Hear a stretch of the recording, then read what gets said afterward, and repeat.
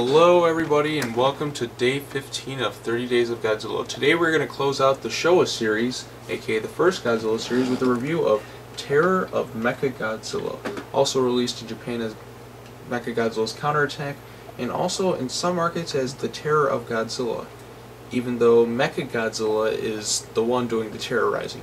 Some people don't know what they're doing when they release these movies.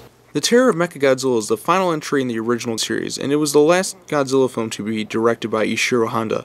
He was originally supposed to come back and direct 1993's Godzilla vs. Mechagodzilla 2, but unfortunately he passed away before he could direct it. However, his legacy would live on. Now, Terror of Mechagodzilla is a direct sequel to the previous year's Godzilla vs. Mechagodzilla. Now, I like this one, but I don't think it's as good as the previous entry. I mean, I'm just not as invested in this one as I was in the first Mechagodzilla movie. The movie opens with Interpol agents searching for the remains of Mechagodzilla in the sea. However, their ship is attacked by a monster called Titanosaurus. Now, I'm okay with the design of Titanosaurus. However, his roar is the most annoying roar in the entire series. It's excruciatingly painful to listen to. Go ahead, let me just play it for you.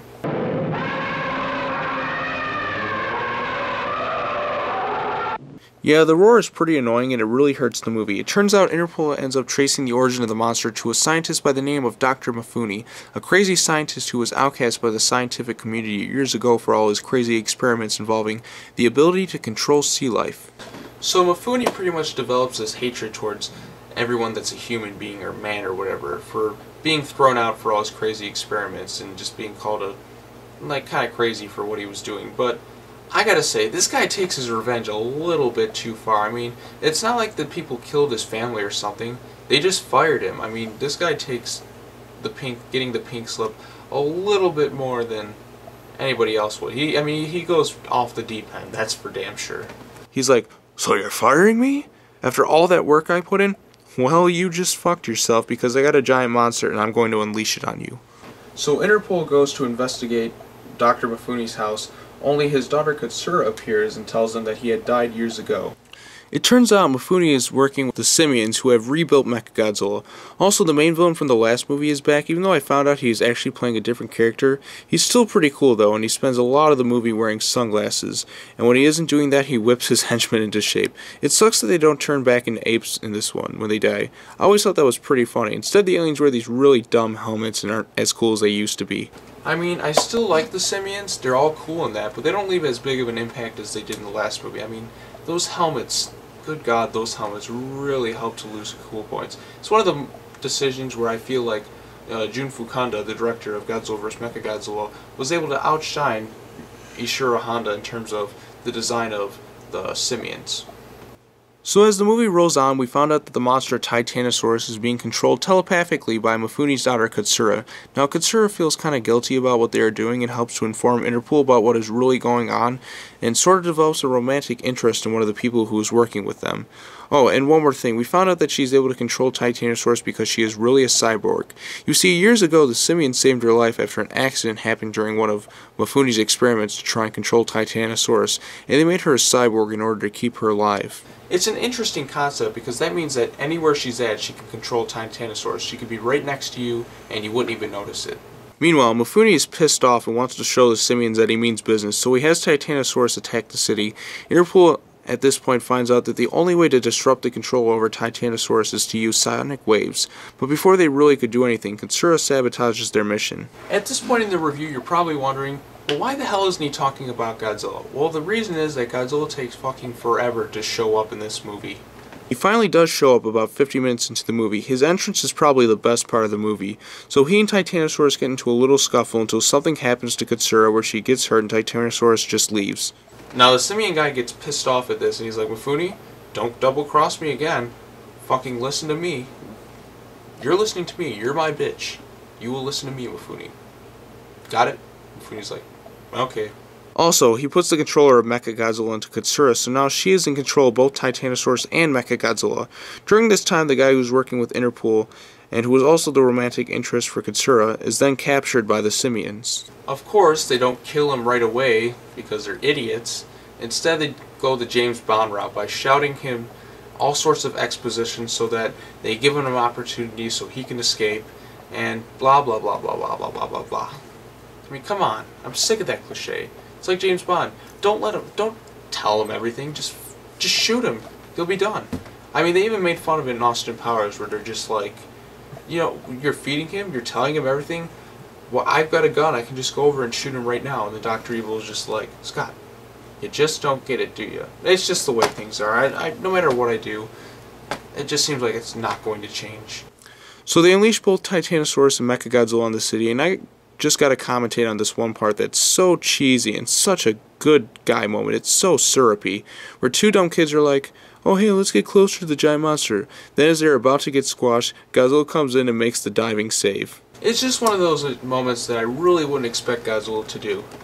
Boy, he sure has come a long way, hasn't he? First starting out as like this symbol for like anti-nuclear nature, and he was this destructive force, this hardcore bad guy, and now he's just super good guy, right? He's super babyface now, hooray!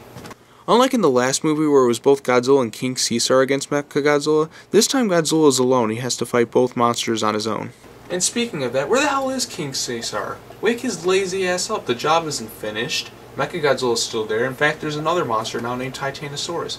But no, the royal family's probably just like with that same old guy asshole from before. Just like, well, as long as it's not us, we'll just use them when they come after us. You know what? Fuck you. God, King Caesar sucks. I mean, he's just this lion-like creature. He only gets up when you sing to him because he's a lazy ass, and you know, King Caesar can kiss my ass. Godzilla really has his work cut out for him in this one. This is easily his toughest battle that I can think of. It's pretty cool to watch. Godzilla fights like a boxer in here, and there's an awful lot of explosions. The scientists are able to construct a sound wave oscillator and fire it at Titanosaurus, which allows Godzilla to, you know, get back into the game. Interpol then breaks into the hideout of the simians and rescues the hostages. They kill Mifune and some of the simians. The main bad guy escapes into his ship, but Godzilla blasts the hell out of it, so that was the end of the simians. It's the last of them. You'll never see them again in a Godzilla movie as of right now, which is kind of disappointing because the simians were my favorites, but at least we got 2 movies with them.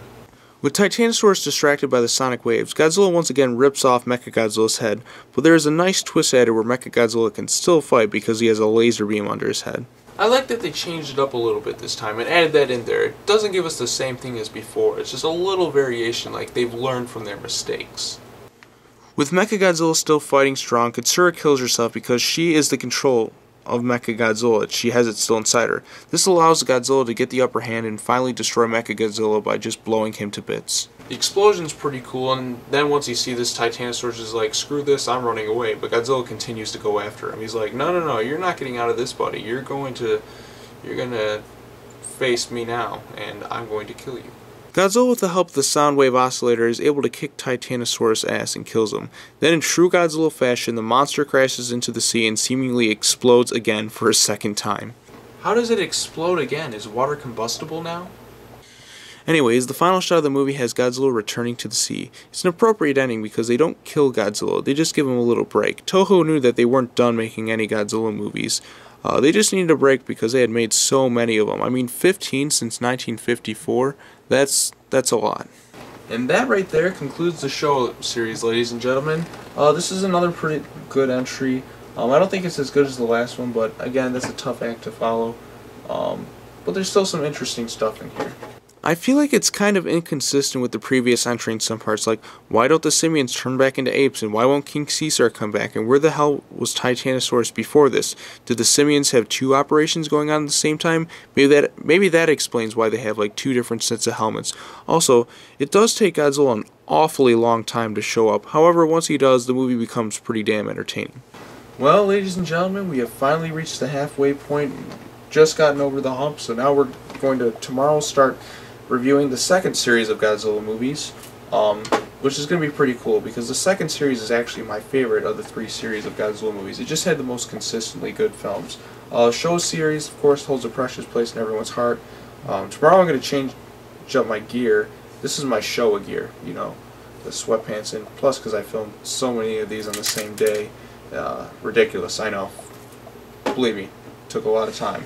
But, yeah, so thank you all for watching. Come back tomorrow because it's Heisei time. Yes, I made that a catchphrase. It's Heisei time. So, thank you all for watching. Yeah, talk to you all later. This one's pretty solid. Yeah. Heisei series tomorrow. Woohoo!